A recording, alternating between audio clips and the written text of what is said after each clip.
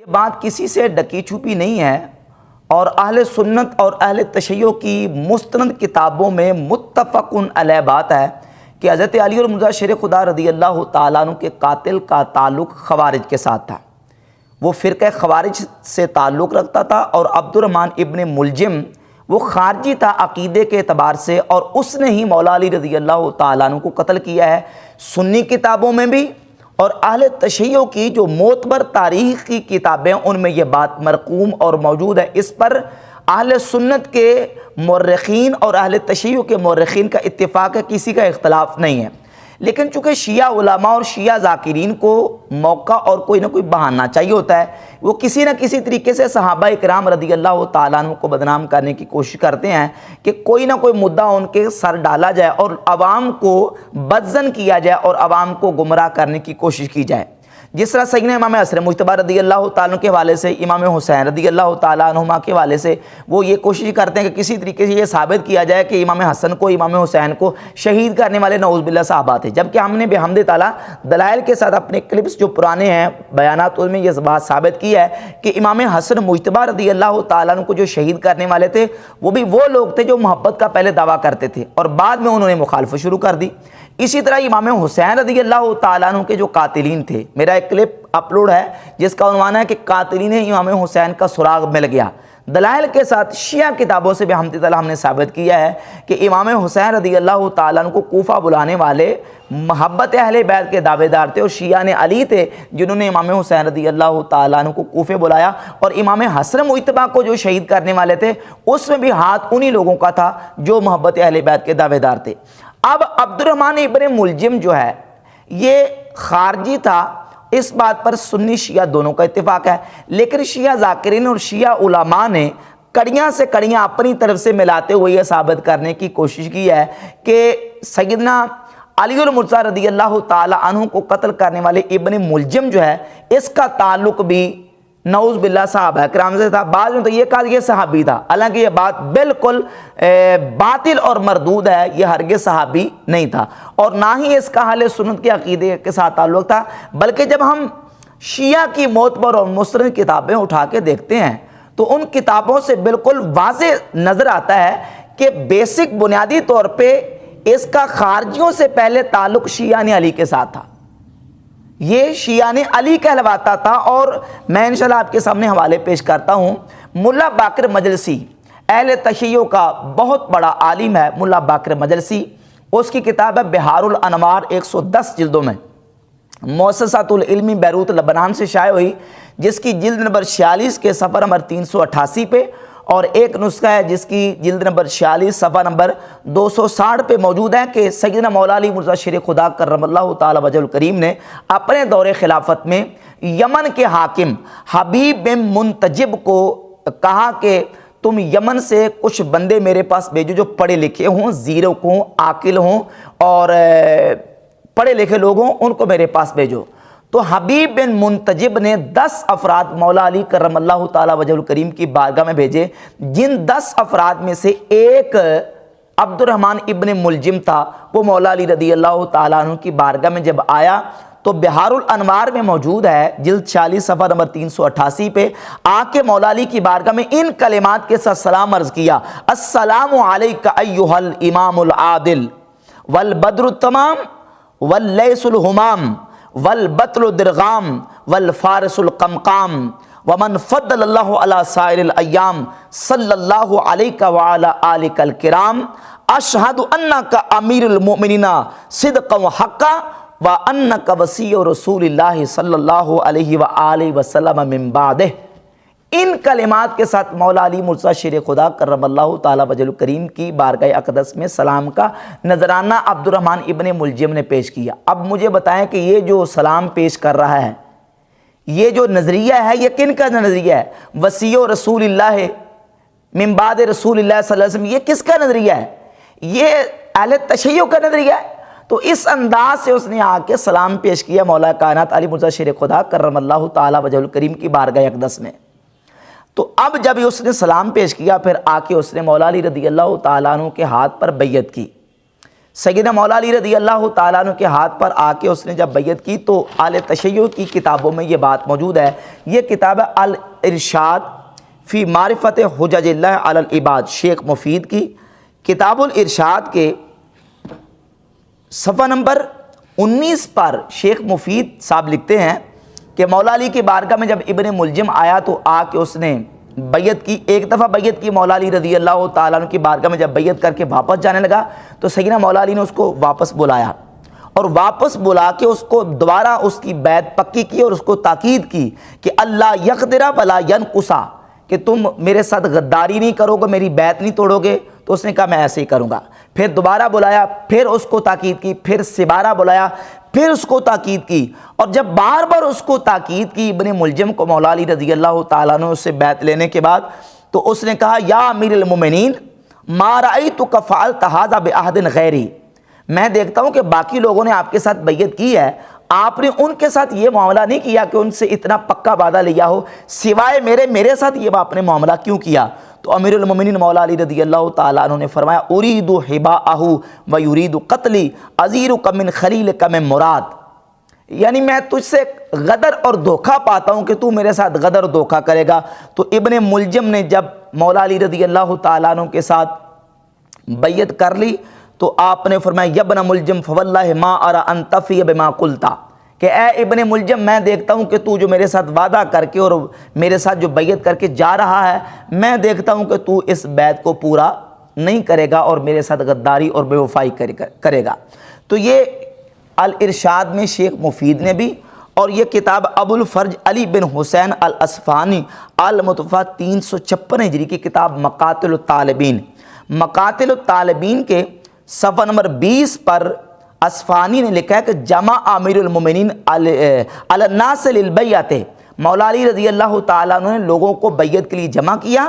فجاء عبد الرحمن بن ملجم فردہ مرتین او ثلاثا ثم بایعہ، سیدنا مولا علی رضی اللہ تعالیٰ کی بارگاہ اقدس میں آیا تو آپ نے 2 یا 3 مرتبہ اس کو واپس لٹا دیا، بیعت نہیں کی. بعد میں سیدنا مولا علی رضی اللہ تعالیٰ عنہ نے اس کو اپنے ہاتھ پر بیعت کیا، اور یہ مولا علی رضی اللہ تعالیٰ عنہ کے بیعت یافتہ لوگوں میں سے تھا. پہلے آ کے سیدنا مولا علی کے وصی رسول ہونے کی گواہیاں بھی دے رہا ہے، آپ کے ہاتھ پہ آ کے بیعت بھی کر رہا ہے. جب اس نے آپ کے ہاتھ پر بیعت کر لی تو اب کیا وہ بنا؟ وہ شیعان علی میں سے ہوگا، مولا علی رضی اللہ تعالیٰ عنہ کے شیعوں میں شمار ہوا. لیکن بعد میں چونکہ جب یہ نہروان کی جنگ واقع ہوئی تو اس جنگ کے دوران اس نے اپنا عقیدہ جو بدل لیا، اور جو پہلے محبت کا دعوے دار تھا بعد میں سیدنا مولا علی مرتضی شیر خدا کرم اللہ تعالیٰ وجہ الکریم کا مخالف بن کے خارجی بن گیا اور خارجی فرقے کے ساتھ متعلق ہو گیا. امام ابن حجر عسقلانی رحمۃ اللہ علیہ نے اپنی کتاب لسان المیزان جلد نمبر 3 صفحہ نمبر 440 پہ انہوں نے اپنی کتاب میں عبد الرحمن ابن ملجم کے حوالے سے لکھا کہ هو الذی قتل علی بن ابی طالب وکانا قبل ذالک من شیعتہ، کہ یہ عبد الرحمن ابن ملجم وہ شخص ہے جس نے مولا علی رضی اللہ تعالیٰ عنہ کو قتل کیا، وکانا قبل ذالک من شیعتہ، یہ اس سے پہلے یعنی مولا علی کو قتل کرنے سے پہلے اور خوارج کے ساتھ تعلق رکھنے سے پہلے مولا علی رضی اللہ تعالیٰ عنہ کے شیعوں میں سے تھا، شیعان علی میں سے تھا. تو اب ان لوگوں کا نظریہ اور ان لوگوں کا دعویٰ بالکل باطل اور مردود قرار پاتا ہے، جو اس سلسلے میں صحابہ کرام رضی اللہ تعالیٰ عنہ کو مطعون کرنے کی ناپاک جسارت کرتے ہیں. بلکہ آگے چلیے اہل تشیع کی معتبر اور مستند کتابیں یہ بالکل بول کے کہتی ہیں کہ یہ جو ابن ملجم تھا یہ خارجی تھا، اس کا صحابہ کرام کے ساتھ کوئی تعلق نہیں تھا. یہ جلال العیون میرے ہاتھ میں ملا باقر مجلسی کی صفحہ نمبر 321 پہ ملا باقر مجلسی لکھتے ہیں شیخ مفید و دیگرہ روایت کردان کہ گروہ از خارج در مکہ با یک دیگر جمع شدن بعد از واقعہ نہروان، کہ واقعہ نہروان کے بعد خارجیوں کا ایک گروہ مکہ میں جمع ہوا. امرائے کے درمیان مسلمانہ ہستن ہما از راہ حق بدر رفتہ ان، کہنے لگے کہ اس وقت جو مسلمانوں میں 3 بڑے امیر ہیں یعنی علی، معاویہ اور عمر بن عاص، یہ تینوں اس وقت مسلمانوں میں جو موجود ہیں یہ حق سے روکنے والے ہیں، و قصہ نہروان را ذکر کردن، اور انہوں نے نہروان کا، جنگ نہروان کا قصہ ذکر کیا، و گریستن اور رونے لگے، و برکشت گانے نہروان ترحم کردن، اور نہروان میں جو خارجی قتل ہوئے تھے ان پر افسوس کرنے لگے، و یک دیگر ہم سوگند شدن، اور ایک دوسرے کے ساتھ انہوں نے قسم کھائی کہ حضرت امیر المومنین علیہ السلام و معاویہ و عمر بن العاص را در یک شب قتل آوردن، کہنے لگے کہ علی بن ابی طالب کو اور معاویہ کو اور عمر بن عاص کو، تینوں کو ایک رات میں قتل کریں گے، اور پھر یہ پورا منصوبہ بنایا، اور اس منصوبے میں عبد الرحمن ابن ملجم بھی تھا، برق بن عبداللہ بھی تھا، اور عمر بن بکر تمیمی، ان تینوں نے یہ بات مکہ میں جمع ہو کے قسمیں کھائیں کہ ہم علی کو، معاویہ کو اور عمر ابن العاص کو قتل کریں گے، اور پھر ابن ملجم نے قسم کھا کے کہا کہ میں اس بات کی ذمہ داری اور گارنٹی دیتا ہوں کہ میں علی کو قتل کروں گا، برق بن عبداللہ نے کہا کہ میں معاویہ کو قتل کروں گا، اور عمر بن بکر التمیمی نے کہا کہ میں عمر ابن العاص کو جا کے قتل کروں گا، ان تینوں نے قسمیں کھائی۔ ملا باقر مجلسی نے یہ بات لکھی ہے کہ یہ گروہ خوارج میں سے تھا۔ یہ منتهى الاعمال ہے شیخ عباس قمی کی، اس کی جلد نمبر 1 ہے، جلد 1 کے صفحہ نمبر 237 پر شیخ عباس قمی لکھتے ہیں کہ اما کیفیت مقتل آ حضرت چنانکہ جماعت از بزرگان نقل کردہ ان چنی اس کے گروہ از خارج کے از آن جملہ عبد الرحمن ابن ملجم بود بعد از واقعہ نہروان در مکہ جمع شدت۔ یہی بات جو ملا باقر مجلسی نے لکھی ہے وہی شیخ عباس قمی نے لکھی ہے کہ واقعہ نہروان کے بعد خارجیوں کا ایک گروہ مکہ میں جمع ہوا، اور انہوں نے وہاں بیٹھ کے پلان اور منصوبہ بنایا کہ ہم علی کو، عمر بن عاص کو اور معاویہ کو قتل کریں گے۔ یہ ہے تاریخ یعقوبی، تاریخ یعقوبی کی پہلی جلد کے صفحہ 148 پر بھی یہی بات موجود ہے، اور یہ شیخ ہاشم خراسانی کی کتاب ہے منتخب التواریخ، اس کے صفحہ نمبر 116 پہ ہاشم خراسانی صاحب لکھتے ہیں کہ بدا کے حاصل آنچے معتمدین از مورخین نوشتہ ان